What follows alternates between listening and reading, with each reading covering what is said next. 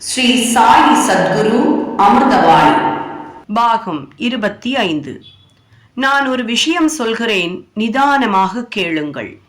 லோபம், டாம்பீகம், மன அழுக்கு, கபடம், அசத்தியம் முதலியன யாரிடம் இருக்கிறதோ அப்படிப்பட்டவர்கள் இருக்கும் இடத்திற்கு நான் போக மாட்டேன். அப்படிப்பட்டவர்கள் என் தரிசனம் பெற்றாலும் அவர்களுக்கு கிடைக்கும் பலன் தாமரை இலையின் மீது நீர்த்திவலை போன்றதே. அவைகளை வெளியேற்றிய மறு நிமிடமே அவர்கள் என் அனுகிரகத்தை பெறுவார்கள்.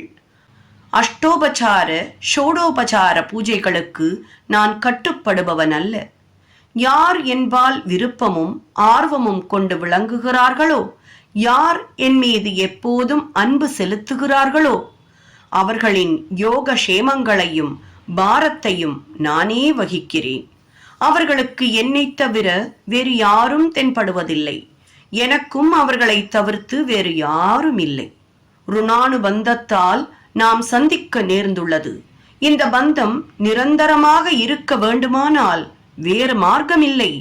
நீங்கள் என்னை பரிபூரணமாக நம்புங்கள். ஒளிவு மறைவு விளையாட்டுக்கள் என்னிடம் வேண்டாம்.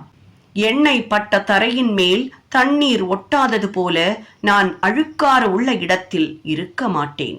யாருடைய இதய கதவுகள் எனக்காக திறந்துள்ளனவோ அவர்களுடைய இதயத்தில் நானே நிறைந்திருப்பேன். என் வார்த்தைகளின் மீது நம்பிக்கை வை.